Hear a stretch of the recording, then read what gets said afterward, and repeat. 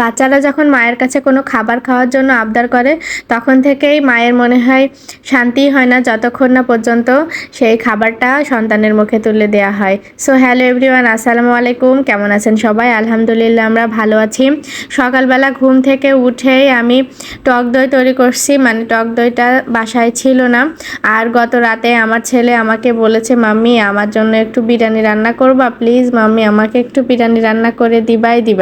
এই কথা শোনার পর থেকে তো রাতের বেলা থেকে আমার ঘুম হয়নি। সকালে উঠে আগে আমি ওর জন্য বিরিয়ানি রান্না করার প্রস্তুতি নিচ্ছিলাম। তো টক দইটা আমি সবসময় ওইভাবেই বানাই, তো সেট করে রেখে দিয়েছি। তারপরে আবার বাজারে গিয়েছি। আমার হাজব্যান্ড তো সকালবেলায় চলে গেছে অফিসে, তো বাজার কিছুই ছিল না, তার মানে মশলা বা পোলাওয়ের চাল এগুলা কিছুই ছিল না। তো আমি বাজারে গিয়ে সব কিছু কিনে নিয়ে আসলাম।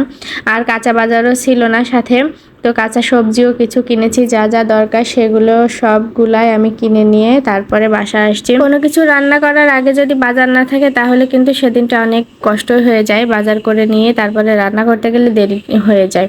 তো আমি এই যে যা যা কিনলাম সেগুলো একটু বের করে রাখছিলাম, গোছগাছ না করলে তো হবে না, আবার রান্না করতে হবে। তো এগুলো নিয়ে আসলাম, আর সাথে ছিল সবজি। আর এই কলাটা প্রথমেই যাইতে যাইতে ভ্যানে নিয়ে আসছিল, তো কিনে নিয়েছি।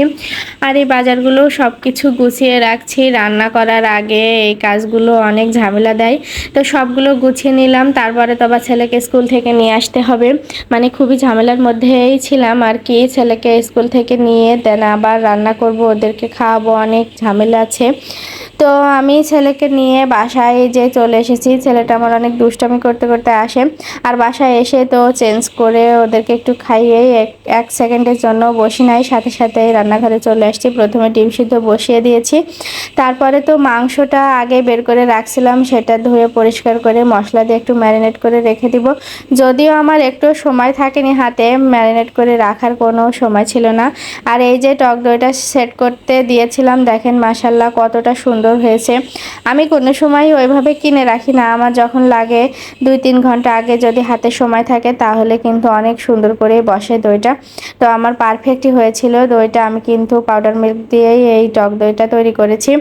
আর এই যে প্রেসার কুকারে মাংস বসিয়ে দিয়েছি, আমি গরুর মাংস দিয়ে বিরিয়ানিটা করব, এই কারণে প্রেসার কুকারে দিলাম, খুবই দ্রুত হয়ে যায়। আর প্রেসার কুকারে দিলে কিন্তু স্বাদের হেরফেরও হয় না, আমার কাছে কোনোদিনও সেটা মনে হয়নি। বাচ্চাদের নিয়ে যারা তাড়াতাড়ি রান্না করতে চান, যাদের যে একটু সময় হাতে কম থাকে, তারা কিন্তু এভাবে করতে পারেন।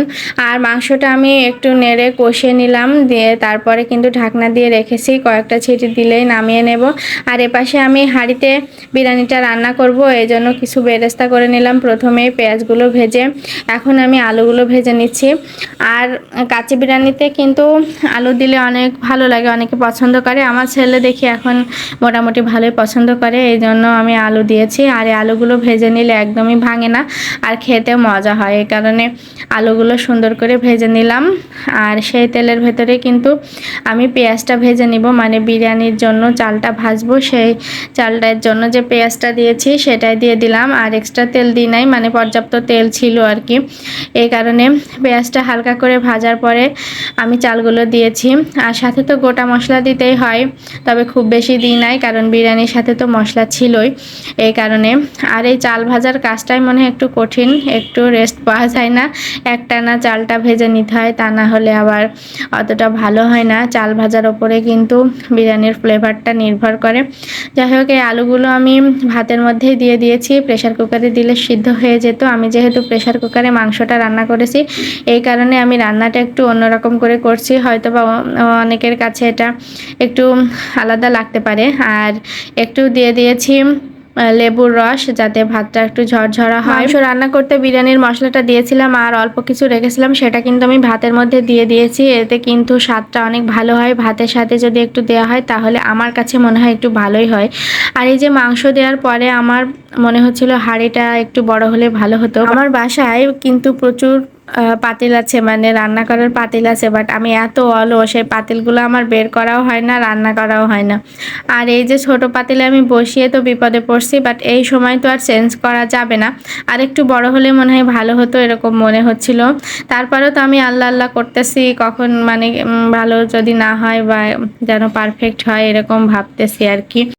বিরিয়ানি রান্না করতে আমি কেওড়া জল আর ঘি সবসময় ইউজ করি, এটা না দিলে আমার একদমই ভালো লাগে না। সেটা দিয়ে দিলাম, দিয়ে একটু চামচ দিয়ে ভালো করে সেট করে রাখছিলাম। আর একটু পাতিলটাও মুছে নিব, দেখতে একটু খারাপ লাগছিল, আর মুছে নিলে কিন্তু ভালোই হয়। আমি কিন্তু দমে রাখার জন্যই এগুলো করছি। আর এই যে দমে রেখে দিব, দমে রেখে দিলে কিন্তু আমার কাজ শেষ।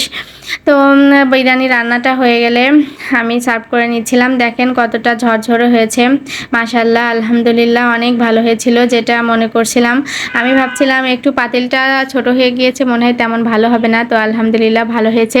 এই প্লেটটা সাজিয়ে কিন্তু আমার হাজব্যান্ডের জন্য রেখেছি, আর বাচ্চাদেরকে কিন্তু খাইয়ে দিয়েছি। বাচ্চাকে আগেই খাইয়ে দিয়ে তারপরে কিন্তু আমরা খেয়েছি। তো আলহামদুলিল্লাহ সব কিছু মিলিয়ে আজকের দিনটা ভালোই কেটেছে। সবাই আমাদের জন্য দোয়া রাখবেন। আর ভিডিওটি এই পর্যন্তই। আল্লাহ হাফেজ।